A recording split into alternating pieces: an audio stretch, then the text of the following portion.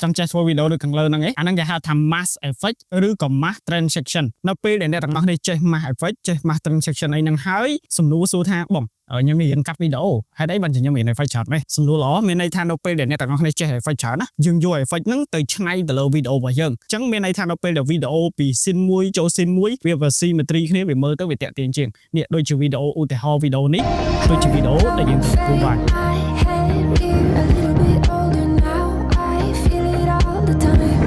ឃើញទេមានន័យថាវីដេអូហ្នឹងខ្ញុំប្រើម៉ាស់ទៅលើអក្សរម៉ាស់ទៅលើនៅពេលដែលរថភ្លើងចូលទៅក្នុងអា room មួយហ្នឹងមានន័យថាចូលទៅវាចូល scene ថ្មីមួយទៀតឃើញវាតាក់ទាញទេអញ្ចឹងថ្ងៃហ្នឹងខ្ញុំនឹងប្រាប់ពីរបៀបធ្វើ mass effect ដោយវីដេអូ intro ដើមហ្នឹងតោះកុំឲ្យខាត់ពេលយូរចូលទៅមើលលើ screen យើងទាំងអស់គ្នាអានេះគឺជាវីដេអូដើម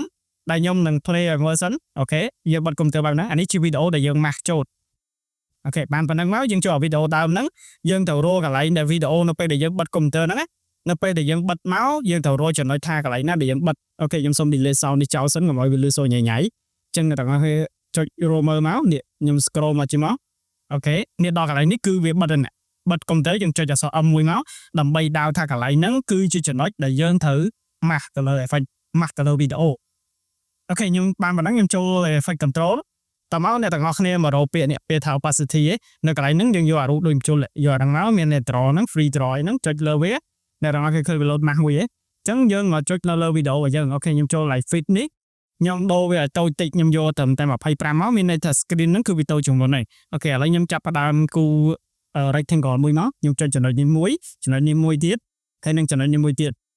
អូខេហើយចំណុចនេះមួយទៀតមកយើងគូឲ្យចេញជា rectangle បែបហ្នឹងឃើញវា mask ហ៎មានន័យថាវីដេអូហ្នឹងគឺវាត្រូវកាត់ដែរ mask ហ្នឹងមានន័យថាកាត់ទៅតើមកយើងចូល opacity នឹងដដែលអ្នកទាំងអស់គ្នាមករកពាក្យ mask ហ្នឹងមកចូលកន្លែង inverse នេះ take វាមួយមកតិចកន្លែង inverse ហ្នឹងមួយមែនណាតិចពង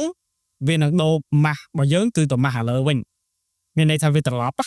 ដូច inverse select អូខេតោះបានប៉ុណ្ណឹងទៀតអ្នកទាំងអស់គ្នាចុច key frame ដល់កន្លែងនេះមួយ mask path ហ្នឹងចុចលើវាមួយពងអូខេបានប៉ុណ្ណឹងនេះឃើញយើងបានចំណុចហ្នឹងគឺយើងមានន័យថាយើងចាប់ផ្ដើមលេង key frame វាលេង effect វាអញ្ចឹងអ្នកទាំងអស់គ្នាចុច arrow key ទៅមុខមួយអូខេឃើញវីដេអូយើងចាប់ផ្ដើម play មួយមុខទេតើមកអ្នកទាំងអស់គ្នាចុចលើវីដេអូយើងចូលទៅលើ mask នេះចុចលើ mask នេះសិនដើម្បីឲ្យវាចេញខ្សែយើងគូវិញហ្នឹងណានេះគូ rectangle ហ្នឹងយើងអូសចុះមកក្រោមមកខ្ញុំអូសចុះមកក្រោមបែបហ្នឹងមកនេះឃើញអត់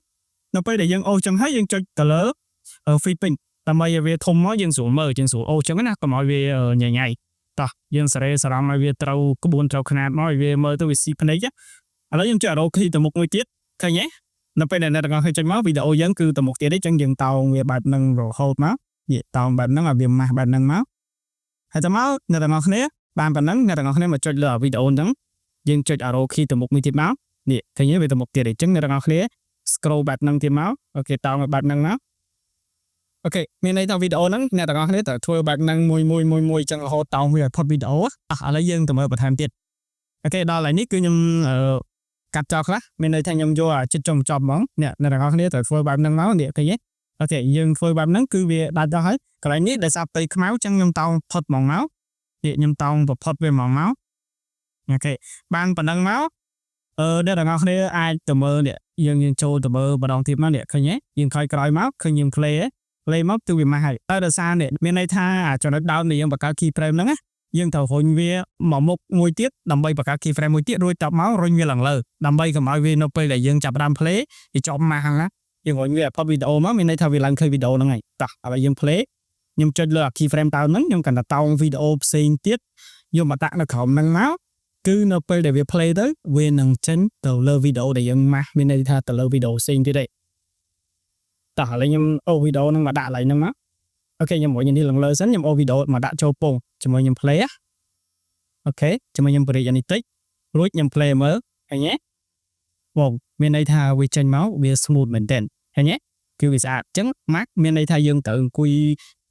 គូ Mac នៅជុំវិញវាហ្នឹងមកដូចអក្សរដែលវីដេអូនោះយើងគាត់ថាគូចុចតាមអក្សរយើងបរិយាអក្សរហ្នឹងមកគឺវា Mac បែបហ្នឹងហើយអូខេឥឡូវខ្ញុំដាក់ sound មកខ្ញុំ play ហើយវីដេអូហ្នឹងតាក់ទាញអូខេខ្ញុំគិតថាវីដេអូហ្នឹងតែប៉ុណ្្នឹងទេចង់ចេះ technique ក៏ដូចជាកលឹះកាក់ថ្មីនិង transaction ល្អកុំភ្លេចចុច follow ដើម្បីទទួលបានវីដេអូបន្តទៀតបាយបាយជួបគ្នានៅវីដេអូបន្ត